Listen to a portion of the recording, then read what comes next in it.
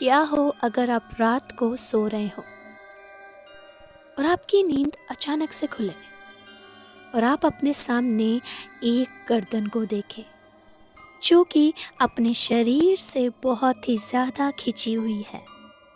जी हाँ, हम बात करने वाले हैं रोकुरो कुबाई की, जापान के एक बहुत ही ज़्यादा फेमस अर्बन लेजेंड के बारे में।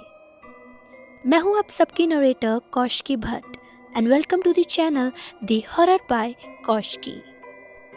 500 साल पहले जापान में एक सामुराई था जिसका नाम था इसोगाई।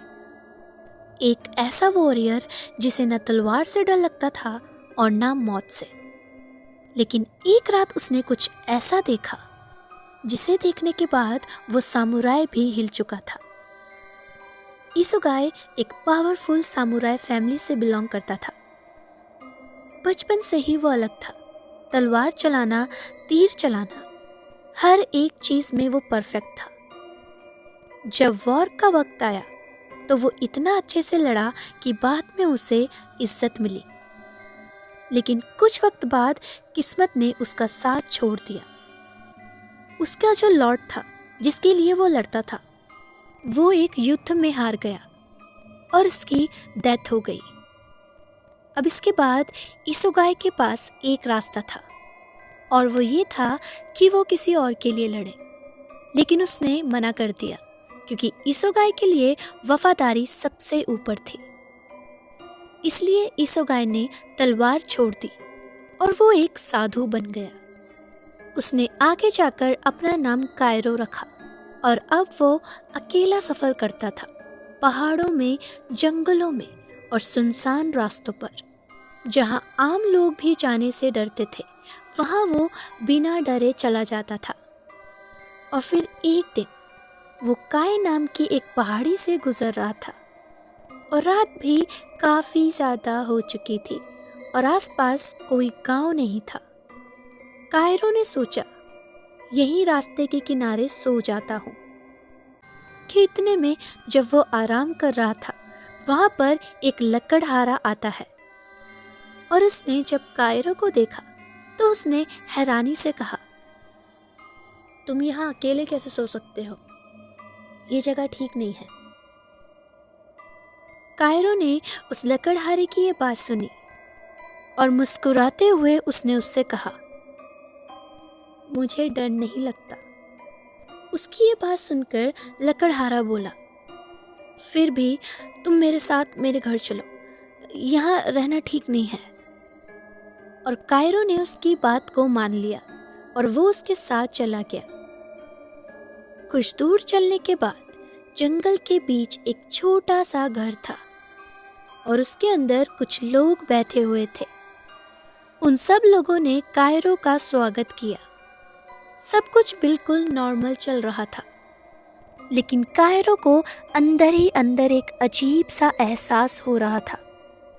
कुछ वक्त बाद रात और भी ज़्यादा गहरी हो जाती है और सब लोग सो जाते हैं। लेकिन कायरो जाग रहा था। थोड़ी देर बाद उसने बाहर देखने के लिए दरवाज़ा खोला और जैसे ही उसने दरवाजे को खोला उसने देखा कि कमरे में 5 शरीर पड़े थे, वो भी बिना सर के। उन शरीर को देख के ऐसा लग रहा था जैसे कि मानो उस शरीर की गर्दन बहुत ही लंबी खिंची हुई है और वो दरवाजे के बाहर जा रही है। कायरो एक पल के लिए रुक गया, लेकिन ध्यान से देखने पर उसे समझ में आया कि वो कोई आम लोग नहीं है। वो लोग एक कोकुरो कुबाई है। जब उसने उन्हें देखा तो उसे एक बात याद आई कि अगर कोकुरो कुबाई का शरीर अपनी जगह से हटा दिया जाए तो उसका सर वापस नहीं जुड़ता और वो मर जाता है। कायरो चुपके से बाहर गया और जंगल में जब उसने देखा तो 5 सर हवा में यहाँ वहाँ घूम रहे थे और साथ ही बातें कर रहे थे, जिनमें से उसने एक को बोलते हुए सुना, वो लड़का काफी मोटा है, कल सुबह उसे खा लेंगे। लेकिन फिर इतने में उन्होंने कायरो को देख लिया और उन सब ने एक साथ उस पर हमला कर दिया। कायरो ने झटके से एक मोटी टहनी एक पेड़ से उठा ली और खुद का बचाव करने लगा और कुछ वक्त में 4 सर वहां से भाग जाते हैं, पर एक सर उसके कपड़े पर चिपक जाता है। जब तक ये सब चल रहा था, सुबह हो जाती है। कायरो वापस जब उस घर में जाता है तो बाकी के सारे लोग गायब थे। कायरो उस एक सर को लेकर आगे बढ़ने लगा और कुछ दूर चलने के बाद जब वो एक शहर पहुंचा तो वहां सारे लोग उसे देखकर डर गए। उन्होंने कायरो को पकड़कर बंद कर दिया। वहां सबको लग रहा था कि कायरो ने किसी की हत्या करी है। कायरो उस वक्त तक सबको सच बता रहा था, लेकिन किसी ने भी उस पर यकीन नहीं किया। लेकिन उसी बीच एक बूढ़े इंसान ने जब उस एक सर को ध्यान से देखा जो कायरो के कपड़े से चिपका हुआ था, तो उस बूढ़े इंसान ने कहा, ये इंसान का सर नहीं है, ये एक रोकुरो कुबाई का सर है। और जब लोगों को ये बात पता चली तो सारे के सारे लोग डर चुके थे। लेकिन इसके बाद कायरो को इज्जत और सम्मान के साथ छोड़ दिया गया।